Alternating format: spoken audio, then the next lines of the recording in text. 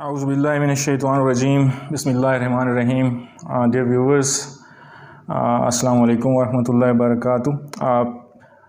یہ constitutional history of Pakistan کا جو سلسلہ جاری ہے اس حوالے سے آج ہمارا یہ 7واں لیکچر ہے، اور اس لیکچر میں ہم قائد اعظم محمد علی جناح کے 14 پوائنٹس جو ہیں ان کا ذکر کریں گے. آپ کو پتہ ہے کہ پچھلا لیکچر ہمارا جو تھا لیکچر نمبر 6، اس میں ہم نے نہرو رپورٹ کے حوالے سے بات کی تھی، اور نہرو رپورٹ جو ہے اس میں مسلمانوں کی بہت ساری جو ان کی ڈیمانڈز تھیں ان کو انکارپوریٹ نہیں کیا گیا تھا. تو اس لیے پھر قائد اعظم محمد علی جناح نے آل انڈیا مسلم لیگ کے پلیٹ فارم سے مسلمانوں کی ڈیمانڈز جو ہیں وہ برطانوی حکومت کے سامنے رکھی کہ جو فیوچر کانسٹیٹیوشن اس ملک کا بنے گا اس میں مسلمانوں کو کیا کیا سہولتیں چاہیے، مسلمانوں کو کیا چاہیے. یہ ڈیمانڈز کی صورت میں 14 پوائنٹس کے شکل میں ہندوستان کی اس وقت کی گورنمنٹ اور خاص طور پہ برطانوی جو حکومت تھی ان کے سامنے یہ 14 پوائنٹس جو ہیں یہ رکھے. ایکچولی یہ 14 پوائنٹس جو تھے that was the answer of the Nehru report, یعنی جو نہرو رپورٹ میں مسلمانوں کا خاص طور پہ جو جداگانہ انتخابات کا حق تھا اس کو ریجیکٹ کر دیا گیا تھا. تو اس حوالے سے قائد اعظم محمد علی جناح نے آل انڈیا مسلم لیگ کے پلیٹ فارم سے مسلمانوں کے وہ مطالبات جو مسلمان فیوچر کانسٹیٹیوشن آف انڈیا میں انکارپوریٹ کروانا چاہتے تھے وہ پیش کیے.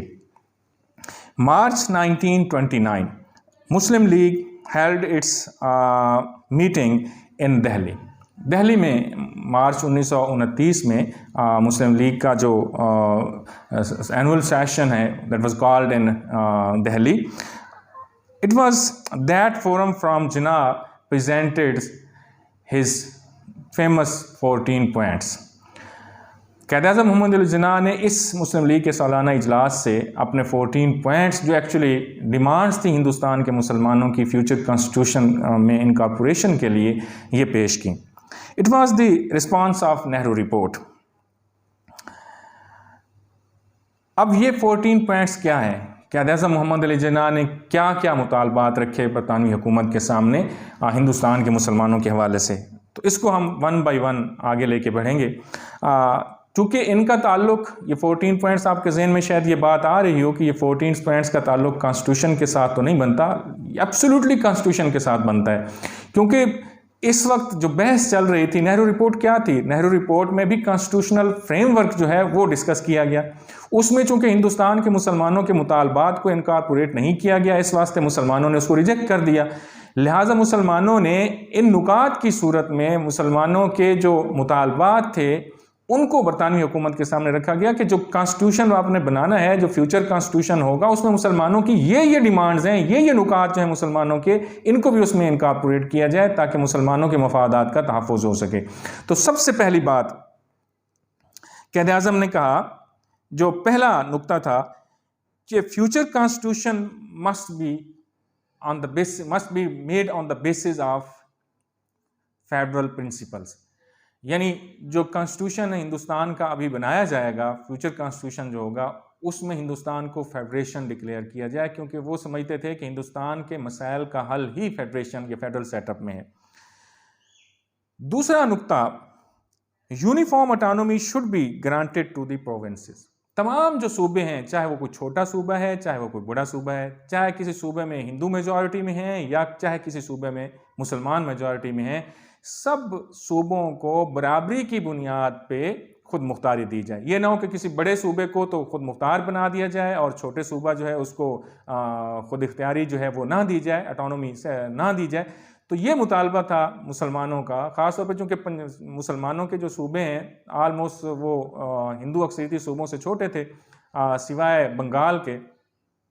تو یہاں پہ یہ مطالبہ اس لیے کیا جا رہا ہے کہ پنجاب، NWFP یا دوسرے جو صوبے ہیں جہاں پہ مسلمان اکثریت میں تھے تو وہاں پہ بھی اتنی ہی اٹانومی گرانٹ کی جائے جتنی بڑے صوبوں مدراس، UP، CP ان کو دی جائے گی.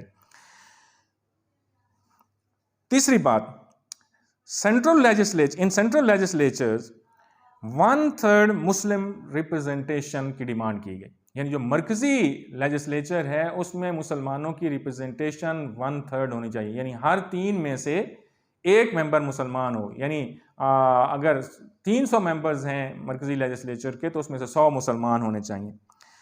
اس کے علاوہ اگلی بات، it was also demanded that the right of separate electorate of the Muslims which were given in the Minto Morley reforms to the Indian Muslims, it was demanded that must be retained, preserved.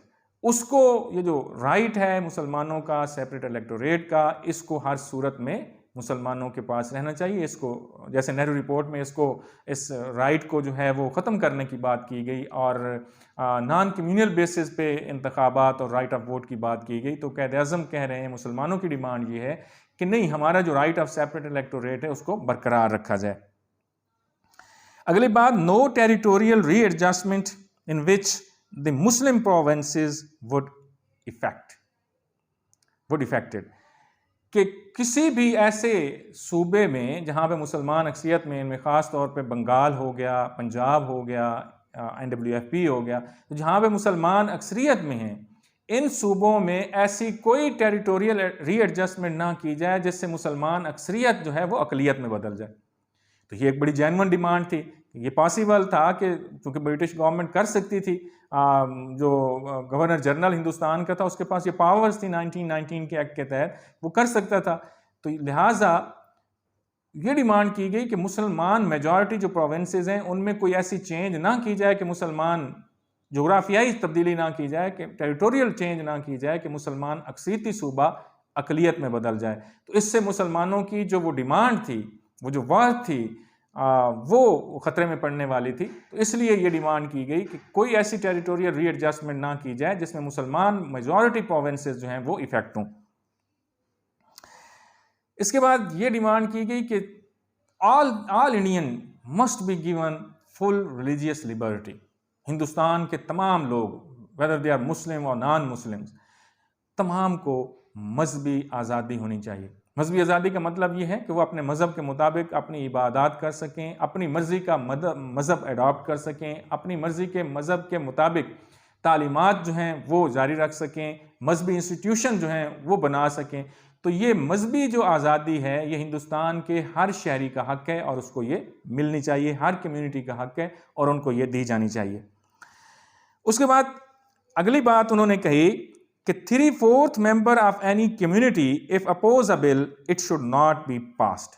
اگر، چونکہ یہ خطرہ تو موجود تھا نا بہر صورت کہ چونکہ مسلمان اقلیت میں ہیں، اور مسلمان اقلیت میں تو سینٹرل لیجسلیٹو اسمبلی جو ہے اس میں ہندو اکثریت کی بنیاد پہ کوئی بھی بل پاس کر سکتی ہیں۔ تو اگر اس میں اصل اس کے پیچھے لاجک یہ تھی کہ اگر کوئی ایسا بل جو ہندوستان کے مسلمانوں کے مفادات کے خلاف ہو، اس بل کو ہندو میجورٹی کی بنیاد پہ یا دوسری کمیونل میجورٹی کی بنیاد پہ اس کو پاس کر دیا جائے تو مسلمانوں سے وہ رائٹ چھین لیا جائے گا، چھینا جا سکتا تھا۔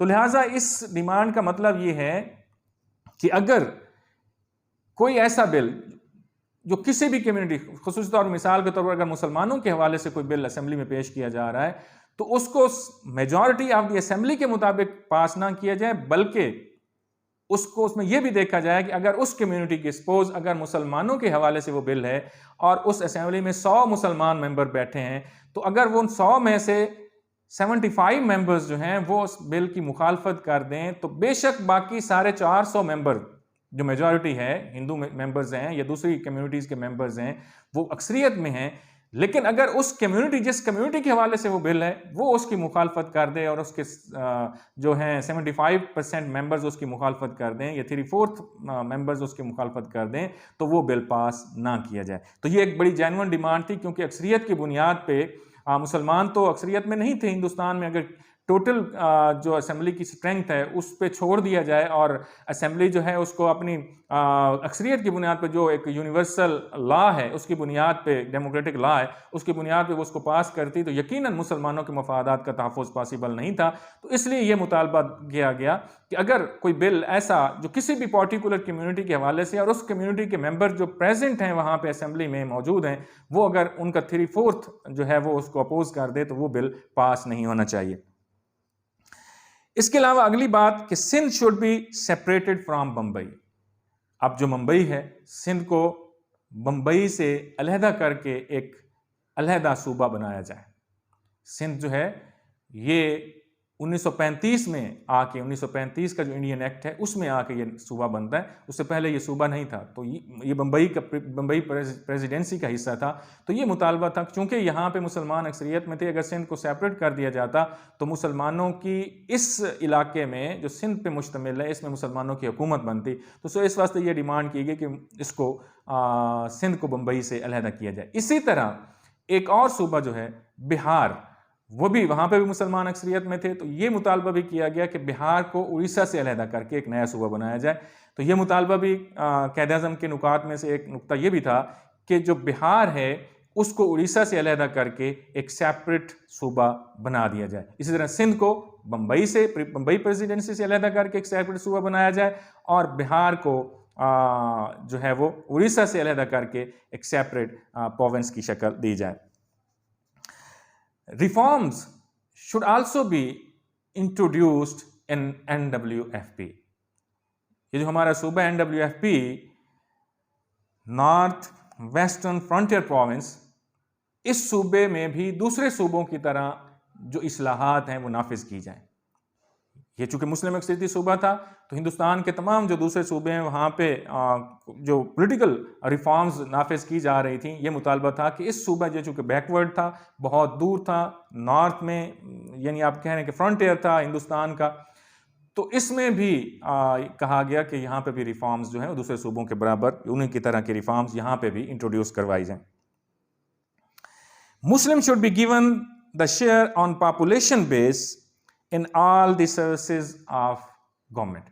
حکومت کی جتنی بھی نوکریاں ہیں, سروسز ہیں, ان میں مسلمانوں کو ان کی آبادی کے تناسب سے حصہ ملنا چاہیے. اگر 20% مسلمان ہیں تو مسلمانوں کو 20% شیئر ملنا چاہیے ملازمتوں میں. اگر وہ 15% ہیں تو یعنی جو بھی ان کا پاپولیشن کا شیئر ہے ٹوٹل پاپولیشن میں, اس کے اکارڈنگلی مسلمانوں کو سرکاری ملازمتوں میں بھی شیئر ملنا چاہیے. یہ کوٹے کی بات کی جا رہی ہے کہ مسلمانوں کو, چونکہ مسلمان دوسری کمیونٹی خاص طور پہ ہندو کمیونٹی کے مقابلے میں پڑھے لکھے زیادہ نہیں تھے, لہٰذا ان کی سیٹیں جو ہیں یہ بیکورڈ تھے, تو لہٰذا ان کی سیٹیں بھی ہندوؤں کے قبضے میں آ جاتی تھیں, وہ اس پہ سلیکٹ ہو جاتے تھے. تو لہٰذا یہ مطالبہ کیا گیا کہ مسلمان جو ہیں ان کے لیے جو سیٹیں وہ ریزرو کی جائیں, تاکہ ان سیٹوں پہ جتنی ان کی پاپولیشن ہے اس کے اکارڈنگلی ان سیٹوں پہ مسلمان جو لوگ ہیں انہی کو ہی سروسز ملیں. اس کے علاوہ یہ مطالبہ تھا کہ مسلم culture should be protected and education, language, religion, personal laws should also be granted. یعنی مسلمانوں کا جو کلچر ہے اس کی پروٹیکشن ہونی چاہیے. یہ مطالبہ تھا کہ یہ سو کانسٹیٹیوشن کا حصہ بنائے کہ مسلمانوں کا جو کلچر ہے اس پہ کوئی زد نہ پڑے, اس پہ کوئی حرف نہ آئے. اس کے علاوہ مسلمانوں کی تعلیم, ان کی ایجوکیشن, ان کی لینگویج, زبان جو بھی وہ بولتے ہیں, ان کا مذہب, ان کے جو پرسنل لاز ہیں, فیملی لاز ہو گئے اس طرح کے, وہ بھی ان کو ملنے چاہیے. یہ نہیں ہے کہ ہندوستان کی تمام کمیونٹیز جو ہیں ان کے لیے ایک جیسے لاز. اب فیملی لاز جو ہیں وہ ہندوستان کے مسلمان کے ہندوستان کے ہندو سے بالکل سیپریٹ ہیں, علیحدہ ہیں. تو اس لیے مطالبہ کیا جا رہا تھا کہ مسلمانوں کو ان کے جو پرسنل لاز ہیں وہ گرانٹ کیے جائیں. اگلا مطالبہ تھا 1/3 ministries should be granted to the Muslims at center and provincial levels. یعنی مرکزی سطح پر بھی اور صوبائی سطح پر بھی مسلمانوں کو 1/3 وزارتیں جو ہیں وہ ملنی چاہیے. یعنی جو مسلمانوں کی وزارتیں وہ کتنی ہوں, 1/3, ہر 3 میں سے 1 وزارت جو ہے وہ مسلمانوں کے پاس ہو. اور یعنی یہ سارے رائٹس ہیں, یہ سیف گارڈز ہیں ہندوستان کے اندر رہنے کے حوالے سے, کہ اگر ہندو اور مسلم کمیونٹیز اکٹھا رہنا چاہتی ہیں تو پھر مسلمانوں کی جو ریزرویشنز ہیں, مسلمانوں کے ذہنوں میں جو خطرات ہیں, ان خطرات سے نکلنے کے لیے یہ کانسٹیٹیوشنل گارنٹیز ڈیمانڈ کی جا رہی ہیں کہ کانسٹیٹیوشن میں یہ چیزیں شامل کر دی جائیں, تو پھر شاید ہندوستان کا مسلمان جو ہے اس کو پروٹیکشن حاصل ہو جائے. اور لاسٹ ون جو ہے وہ یہ نقطہ تھا کہ constitution should not be amended without the prior consent of the states. یعنی جو کانسٹیٹیوشن ہے اس کو کسی بھی صورت میں امینڈ نہ کیا جائے اس سے پہلے کہ جو اسٹیٹس ہیں، جو ریاستیں ہیں، ان سے اس کی کانسنٹ نہ لی جائے، ان سے اس کی رضامندی نہ لی جائے، یعنی جو صوبے ہیں ان کی رضامندی کے بغیر کسی بھی صورت میں کانسٹیٹیوشن میں امینڈمنٹ نہیں ہونی چاہیے۔ یہ نہ ہو کہ آپ فی الحال تو ہمارا مطالبہ مان لیں لیکن بعد میں ہماری مرضی کے بغیر ہی کانسٹیٹیوشن میں امینڈمنٹ کر لیں، تو یہ نہیں ہونا چاہیے۔ So dear students and viewers and ناظرین، یہ 14 نکات جو ہیں، یہ 14 پوائنٹس جو ہیں، these are very important for the constitutional development in pre partition India, کیونکہ یہ وہ مطالبات ہیں جنہوں نے پاکستان کی بنیاد رکھی بنیادی طور پہ، اور یہ وہ حقوق ہیں ہندوستان کے مسلمانوں کے جو انگریزوں سے ڈیمانڈ کیے جا رہے تھے، تاکہ ہندوستان کا مسلمان ہندو میجورٹی کی سے جو ہے اپنی پروٹیکشن جو ہے اس کو پاسبل کر سکے۔ تو تھینک یو سو مچ، اللہ تعالیٰ بلیس یو آل۔ مجھے امید ہے کہ انشاءاللہ آپ کو یہ لیکچر بھی پہلے لیکچرز کی طرح پسند آئے گا، اور اگر اس حوالے سے کوئی آپ کے ذہن میں کوئی کویسچن ہے تو you can raise your question and I will try to answer each and every question انشاءاللہ۔ اور اس کے علاوہ میری خواہش ہے کہ آپ مجھے فیڈ بیک دیا کریں، میں ہر اپنی ویڈیو میں یہ بات کہتا ہوں اور آپ سے توقع رکھتا ہوں کہ آپ ضرور اس کی فیڈ بیک دیں گے اور چینل کو بھی سبسکرائب کریں گے۔ So thank you so much, Allah bless you all.